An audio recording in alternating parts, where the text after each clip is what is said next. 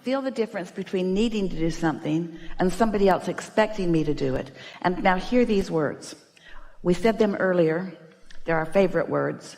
It's the core, it's the key to so many wonderful things that are unfolding for all of you. Satisfaction comes from only one place, and that's having a desire and moving in the direction of it.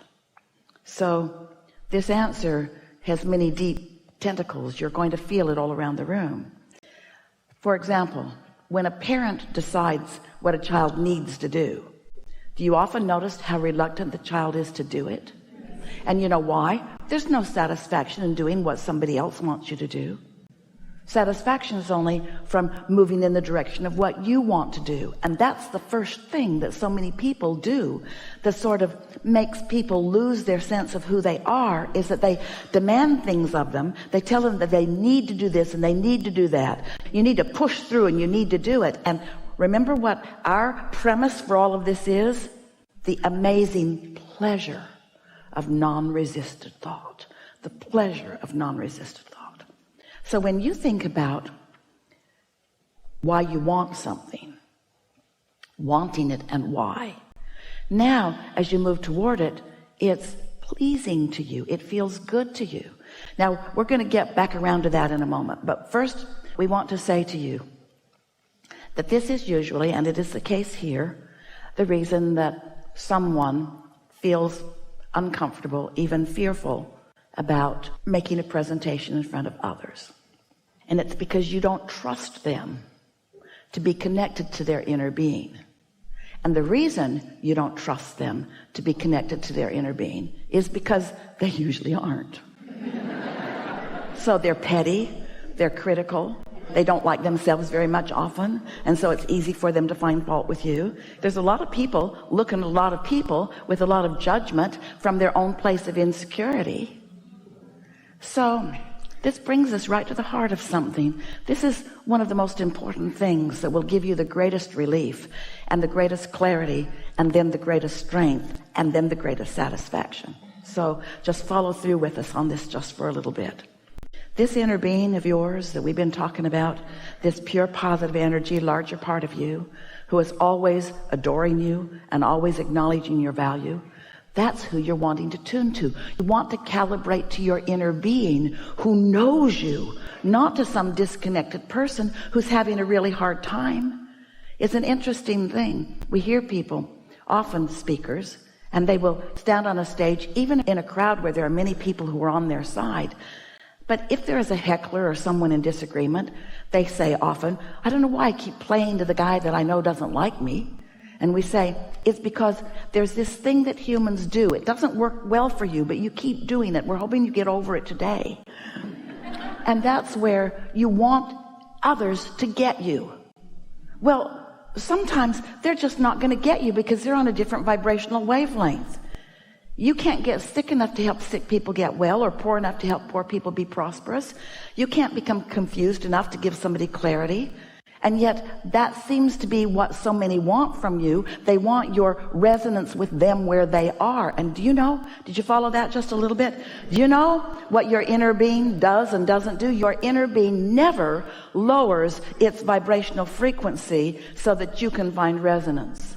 Your inner being always stays right where it is, in love and knowing, which gives you the opportunity to allow your vibration to rise to meet it. Your mother,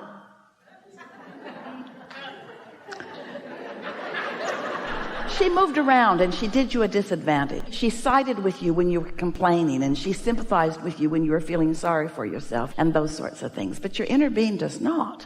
And so when you decide that you're going to reach for the way your inner being feels about the subject of your presentation, and that's not just going to be the dominant thing that you care about, it's really the only thing that you care about. You're going to be tuned in, tapped in, turned on, and you're going to be good at what you do, and you're going to deliver what you have to say, and you're going to love every minute of doing it because there's no resistance within you. You see what we're getting at?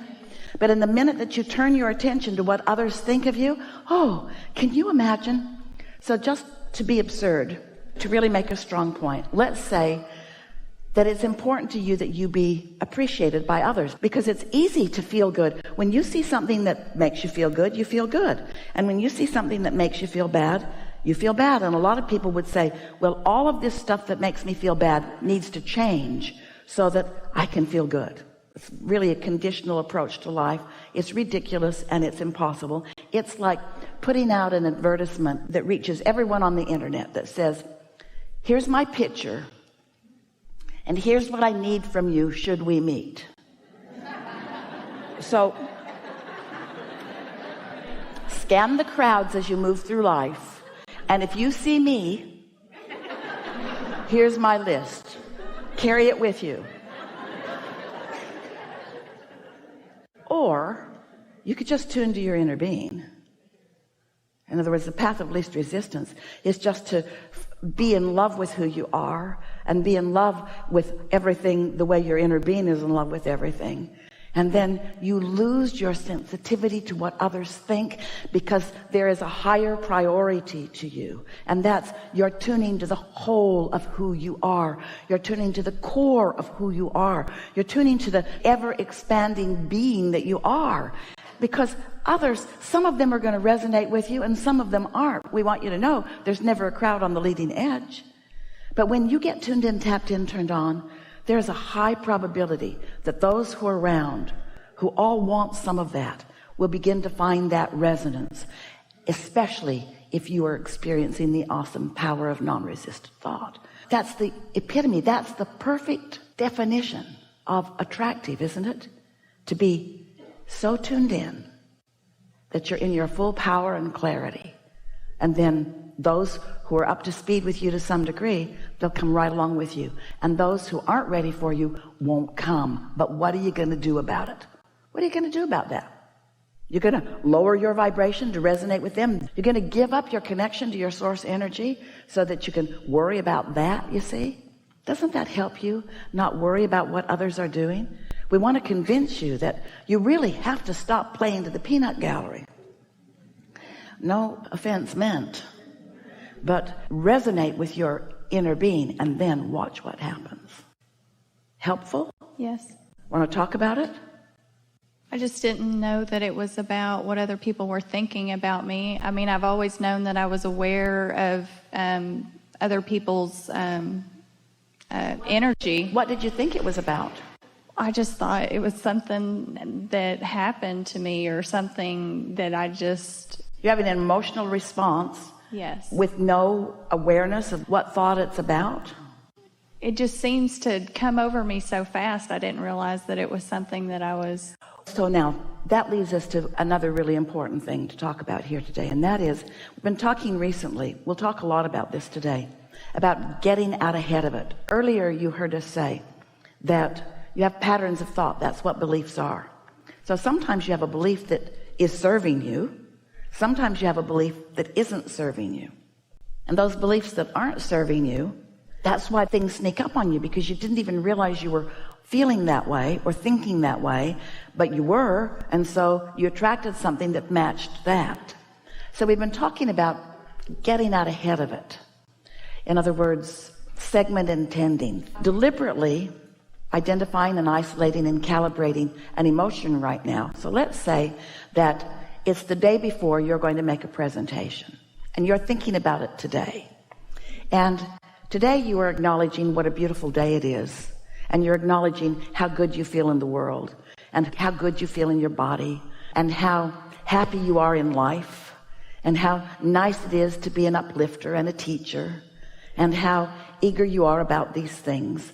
And because this presentation is tomorrow, it's easier for you today to identify those things and sort of prime the pump and get the energy moving about them. You might even go so far as to acknowledge how happy you are to have this role that you get to play tomorrow, and how eager you are to see how it plays out, and how much fun that it could be, how much fun that it will be. And so just by having those thoughts here today, with little or lesser resistant competition about them, you have gotten out ahead of it. You follow that? So tomorrow, we promise you, will go better for you than it would have had you not done that. That's what we call getting out ahead of it. Meditation accomplishes that too, because when you quiet your mind, you stop thought. And when you stop thought, your vibration rises. So now, this idea of getting out ahead of it, we want to point out, Esther catches herself doing this almost every day about something, getting out ahead of it in the opposite way that she means to. Just now we would say that's co-creation at its best. Those thoughts that we were encouraging about what's going to take place tomorrow, but acknowledging how good you feel today.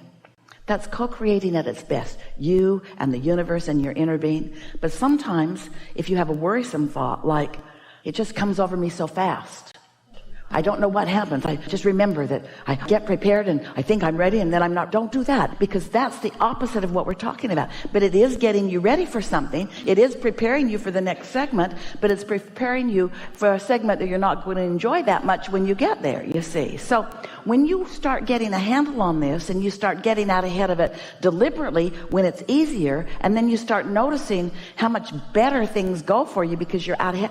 Esther has a notebook, a stack of notebooks now, and she decided to take this a little bit to an extreme, and so she is segment intending almost every segment of her life experience these days by sitting and writing for about 60 seconds about the next segment that she's moving into.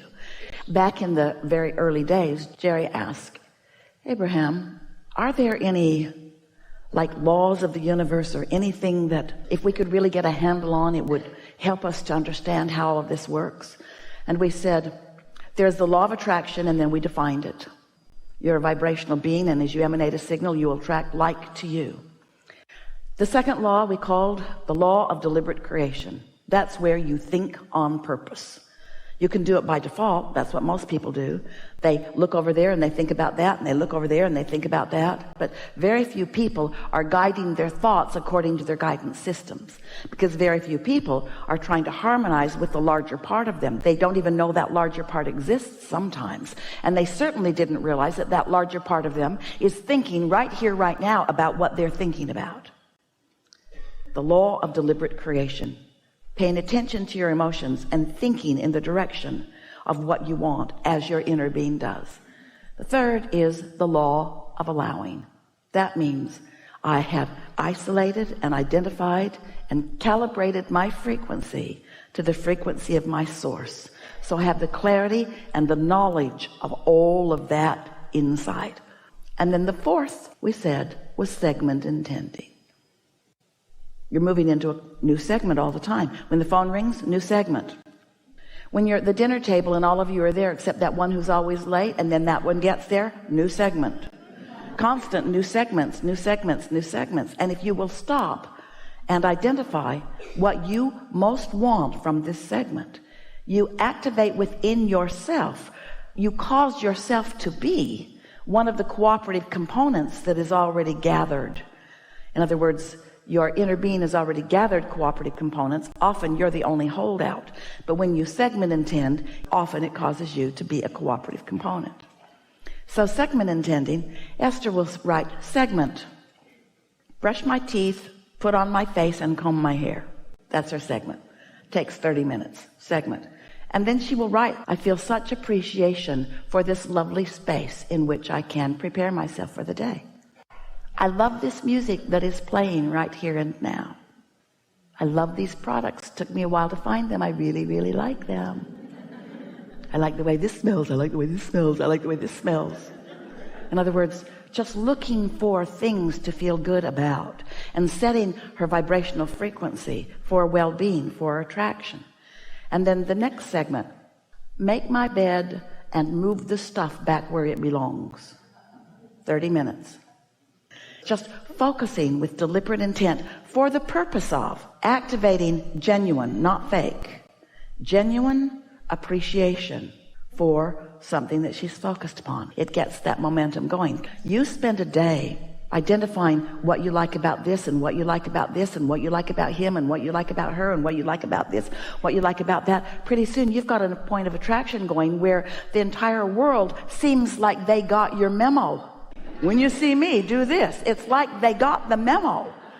And those that are not a vibrational match to this pure positive energy stream that you've got going, they bounce off of you. It's like they're not even in the same world that you're in. While those that have components that match up with some of the things that you've got actively flowing through you come into your experience.